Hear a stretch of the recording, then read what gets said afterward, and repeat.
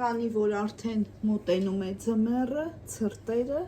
ես որոշեցի պատրաստել խառը թթու։ Տեսեք, վերցրել եմ կաղամ, ծաղկակաղամ, գազար, գեղեցիկ կտրատված վարունգ, սխտոր,